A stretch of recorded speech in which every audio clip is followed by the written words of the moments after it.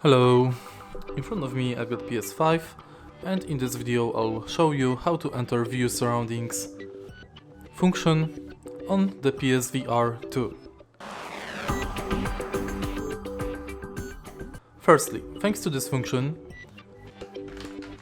we can see the area around us thanks to those 4 sensors. What it means? It means that when you've got the goggles on, you actually don't have to take them off if you want to see your surroundings. Because those 4 sensors displays on the inside of the goggles your surroundings.